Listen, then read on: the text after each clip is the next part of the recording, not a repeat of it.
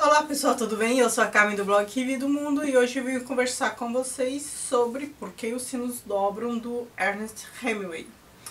O título deste livro é lindo. Aliás, eu acho que o Hemingway é responsável por parte dos títulos mais bonitos que eu tenho aqui. Por que os sinos dobram, o sol também se levanta, Deus das armas, o velho Este aqui vem de um poema. Por que os sinos dobram? Eles dobram por ti.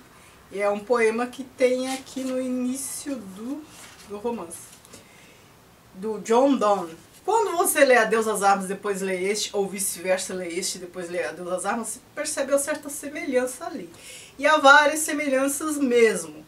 A primeira é que, de certa forma, os dois livros são autobiográficos. Experiência do próprio Hemingway, que combateu na Primeira Guerra Mundial como motorista de ambulância, que é a situação de Adeus às Armas. E aqui ele também foi voluntário na Guerra Civil Espanhola, né? Aqui é a situação da Guerra Civil Espanhola, a gente sabe, aconteceu entre 1936 e 1939. E a gente sabe que a Guerra Civil Espanhola, a gente aprende isso desde a escola, foi um ensaio para a Segunda Guerra Mundial. As forças todas polarizadas que combateram na Segunda Guerra Mundial estavam representadas aqui em apoio à Guerra Civil Espanhola.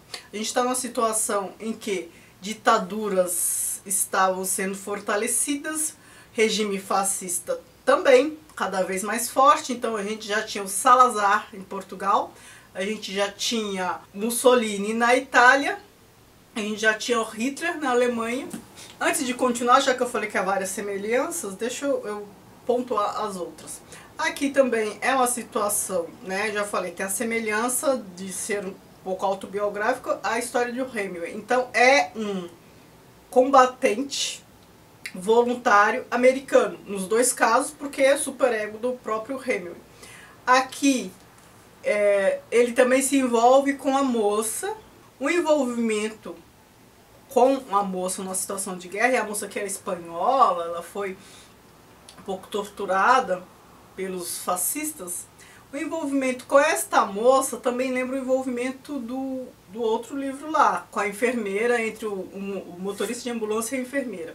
Que eu falei no vídeo do outro romance serve para esse aqui, que é o quê? Numa situação de guerra, numa situação de isolamento, tudo fica mais agudizado. As emoções, os relacionamentos. Por quê? Porque a realidade é muito pequena, você só lida com coisas próximas e você só lida com situações básicas de sobrevivência. Então assim, ter o que comer, ter que sobreviver, ter como abrigar o corpo, as relações ficam mais fortes, a iminência da morte também faz com que as pessoas se apeguem mais umas às outras. Então assim, nos dois casos, dois relacionamentos que num contexto de vida normal, sem guerra, poderiam ser relacionamentos assim comuns, sem tanto envolvimento emocional. Isso é só uma hipótese, hein?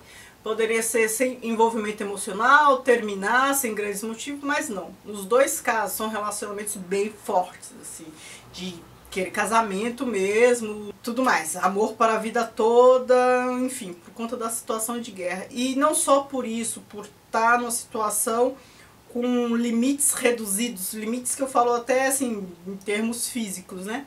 E também por conta do compartilhamento dessa situação desagradável, a situação de miséria, de penúria, de opressão. Então a solidariedade, o compartilhamento mesmo, a melhor palavra é essa, de uma situação como essa faz com que as pessoas se unam, né?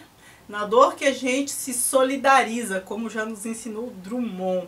Mesmo que sobrevivam e continuem a vida, depois o passado em comum, passado de miséria, um passado em que as pessoas ficaram assim niveladas em condições de sobrevivência, une, né? Isso não é pouca coisa. E a gente tem aqui, o que é mais interessante, a reflexão sobre a vida a partir da guerra. Neste vídeo eu estou cometendo uma inversão. Normalmente eu resumo a história para depois fazer minhas considerações. Agora aqui eu estou fazendo minhas considerações para depois resumir a história, né? Ele está meio ornitorrínico, mas vai dar certo. Então deixa eu resumir a história. Então aqui é a situação de um professor de espanhol, um professor americano. Ele é professor universitário de espanhol, que ele vai combater como voluntário na Brigada Internacional, vai combater lá na Guerra Civil Espanhola contra os fascistas, né? E a Brigada Internacional era a brigada que rebanhava voluntários. O Robert Jordan, que é o professor de espanhol, ele tinha conhecimento de explosivos. Então a missão dele é explodir uma ponte para que os fascistas não avançassem. Este livro todo aqui se passa em 3 dias, em que ele tem que explodir essa ponte. Nessa função de ter que explodir essa ponte, ele conhece um grupo de pessoas ali nômades em situação de guerra, também contra os fascistas. Então são espanhóis, índios e pessoas que vão se agrupando para sobreviver naquela situação de guerra. E aí que ele conhece a moça Maria, uma espanhola que sofreu abusos aí por conta da guerra. A situação é sempre de pré-clímax, então eles se preparam, se defendem, se escondem numa caverna e todos sabem que ele tem que explodir a ponte. A guerra, a situação do mundo é pensada, é refletida, a situação de miséria, o fascismo, por que combater o fascismo e tudo mais. Vocês podem pensar, 3 dias e isso tudo? 3 dias e isso tudo. E o melhor, 3 dias... isso tudo em um livro praticamente feito de diálogos, o que não é fácil, hein? Esta é uma característica do Hemingway, acho que é por isso que eu resolvi fazer esse vídeo. Adeus às Armas também é assim. Você pega uma situação de guerra, uma situação de muita coisa acontecendo, de reflexão, e um romance estruturado por diálogos. E aí eu vou falar da importância do diálogo no romance. Ao contrário do que talvez possa se pensar, elaborar diálogos bons não é uma tarefa fácil. Normalmente a obra é estruturada por narrativa, depois diálogo, narrativa, diálogo e assim. Vai intercalando, né? Tem um narrador ali que nos situa, que descreve, que avança de determinada forma. Depois tem o diálogo. O diálogo dá uma velocidade maior ao texto. Uma das funções é essa. E um diálogo faz avançar a história, porque um diálogo ele não é pra nada, pra falar bobagem, não. Diálogo em romance, ele tem sempre que revelar, tem sempre que fazer adiantar as coisas. E pensem, não é tão fácil pontuar expressões e, por meio do diálogo, evidenciar personalidades, né? Tô falando de diálogo, tô falando de discurso direto, assim, é pá, pá, pá. Ainda mais aqui. Aqui tem pouco que a gente chama de inciso, que é o quê? Um narrador explicando quem foi que falou, quem foi que sussurrou. Aqui tem pouco disso. É mais direto. Diálogo direto.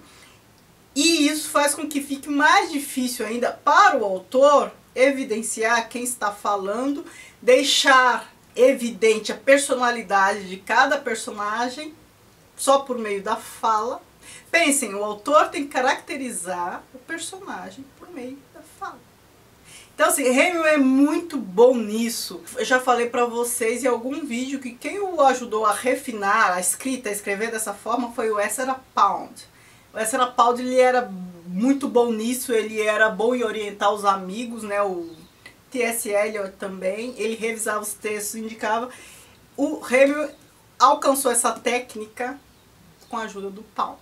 E aí, se eu falo pra vocês, são 3 dias para um grande ato, e o livro tem, sei lá, mais de 400 páginas, composto basicamente por diálogos, a maior parte, então a gente tem uma aparente contradição, porque 3 dias dá a impressão que é pouco tempo para tanta escrita. Então a gente pode pensar, se é monólogo interior, se é discurso indireto livro, isso faz render bastante. A gente tem aí Mrs. Dalloway da Virginia Woolf que não nos deixa mentir. Só um dia, período da manhã, onde ela sai para comprar flores, até de noite, período da festa, e acontece o romance inteiro. Discurso indireto livre, monólogo interior, isso faz render. Aqui não. Aqui é diálogo.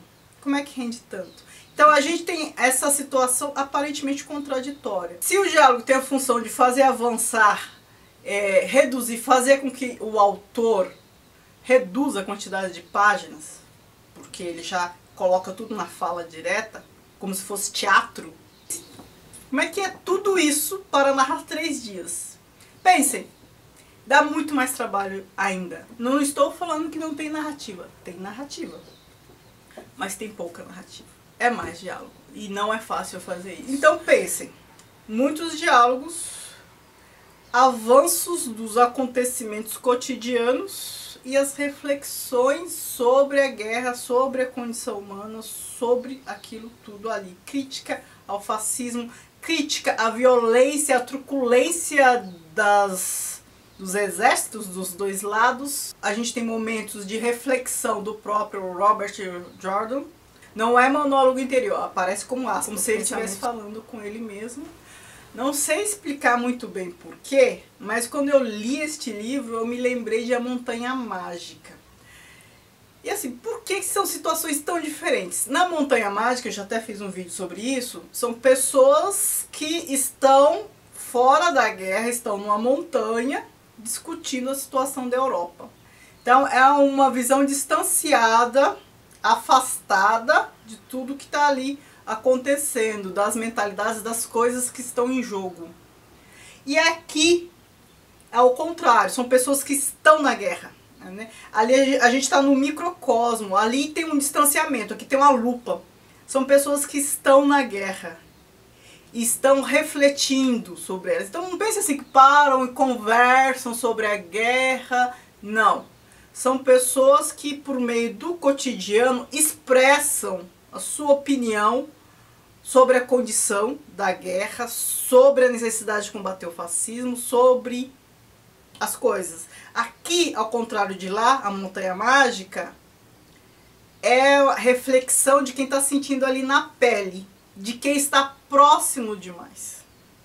Lá é a discussão de quem está distante demais. Não que uma reflexão seja superior à outra, né? Na verdade são reflexões necessárias. Um distanciamento para ver mais, para ter uma visão mais abrangente. E uma proximidade, que é para ver o desenrolar das coisas, as motivações dos pequenininhos, das pessoas, das pecinhas que estão ali agindo e por que estão agindo. Então a gente tem livros diferentes, de autores diferentes, falando de guerras diferentes e de formas diferentes, mas um me remeteu ao outro, porque é impossível você estar numa situação de guerra e não refletir sobre o mundo, sobre a vida. E aqui a gente tem essa situação, assim como lá, assim como em Adeus às Armas, assim como em qualquer outro livro bom sobre guerra. Não é possível você continuar igual. Não é possível você acreditar nas mesmas coisas que acreditava. Então aqui, por falar em crença, a gente já vê, as pessoas estão aqui descrentes de Deus. Ali na Montanha Mágica ainda era possível acreditar em Deus, né? A gente tem a figura ali do jesuíta, porque são pessoas que estão distanciadas da guerra. Estão conversando sobre a guerra, estão distanciadas. Aqui, quem vive, quem sente na pele, vê o colega morrer, perde parente, vê estupro, vê família toda sendo dizimada, fuzilada. Então quem vê perto demais tem mais dificuldade de acreditar em Deus, nessa narrativa aqui. No outro livro, Deus tem uma explicação religiosa para as coisas, né, de quem está vendo com distanciamento. Aqui não. Eu não sei porque eu fiz um paralelo entre esses dois livros, se há tanta diferença assim, se nem estão falando da mesma guerra. Acho que a única coisa em comum são pessoas refletindo sobre a guerra no momento da guerra, né? No momento que está para acontecer, que no momento que está acontecendo. Então ali a gente tem uma situação também de afastamento, de distanciamento, de uma situação de pré-clímax da guerra. Aqui já é a guerra. Pensar na guerra antes da guerra acontecer é uma coisa, pensar na guerra com a guerra em andamento é outra. Então as emoções ficam muito mais à flor da pele.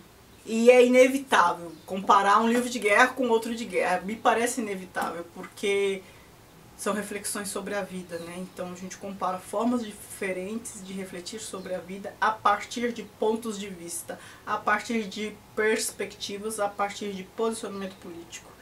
Então são pessoas que pensam nossa condição na Terra a partir do seu lugar de fala. E aí, é óbvio, é inevitável pensar o que nós estamos fazendo do mundo, né? Sempre que há uma guerra, sempre que há essa situação de muitas mortes e de ruptura da estabilidade. Eu indico este livro. Não tem tantos acontecimentos assim, por quê? Porque aqui está perto demais de um acontecimento. Então, a Guerra Civil Espanhola teve muitos acontecimentos, muita coisa. Aqui no livro não tem tantos. Por quê? Porque o livro vai narrar um acontecimento. É uma explosão da ponte. Não tem aquela dinâmica que a gente poderia pensar num livro sobre guerra. A dinâmica está nos diálogos. E por meio dos diálogos, das narrativas sobre fatos passados que aconteceu com a família de um, de outro, a gente começa a ter a dimensão da guerra.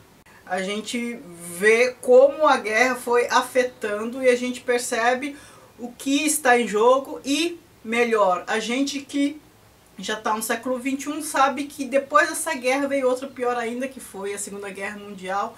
Então a gente vê, mais ou menos, percebe a gênese dos pensamentos, o que estava em jogo ali, as efervescências emocionais daquele momento, a partir de um microcosmo. Então, assim, é uma metonímia dos humores, dos afetos daquele momento. E eu ressalvo, pensando num aspecto literário, eu ressalvo a habilidade de construir diálogos. Então, assim, se você é escritor, se você quer fazer romance e tal, dê uma lida no Hemingway e perceba a técnica de elaborar diálogos, de construir histórias. Estou falando histórias porque Adeus às Armas também é assim, estruturadas por diálogos, né? A maior parte feita por diálogos. Isso imprime um ritmo que o autor tem que conseguir segurar, né? Dá um ritmo bom, um ritmo numa situação para narrar 3 dias para um acontecimento. Então a gente tem ali um balanço. O ritmo de diálogo abala o pouco movimento, a pouca dinâmica dos atos. No começo a gente até pensa, nossa, a coisa não vai acontecer. Se você sabe de antemão que serão 3 dias, ele só vai explodir a ponte, né? Só como se fosse pouca coisa. Você começa a ler, você começa a ficar desanimado. Eu penso, nossa, mas o que vai acontecer? Mas se ele só vai fazer isso, por que tanta coisa? Mas você vai lendo, aí você vai aprendendo, aí você vai se envolvendo. E aí a gente tem este contraponto, a dinâmica do diálogo com a pouca dinâmica de pouca ação, certo? E chega no equilíbrio que eu considerei bem bom. Não quero falar mais, eu acho que eu falei o que mais importa, o que me importou sobre este livro. Então é isso, eu indico este livro, não só para quem quer escrever, para quem quer conhecer sobre a Guerra Civil Espanhola, para quem quer conhecer Hemingway, para quem gosta de literatura de modo geral. Muito obrigada por assistir, não se esqueçam de se inscrever no canal se não for inscrito, de curtir, de me seguir nas redes sociais, o Que Vi do Mundo, Instagram e Facebook, que é a página do blog. Obrigada, beijos e tchau, tchau.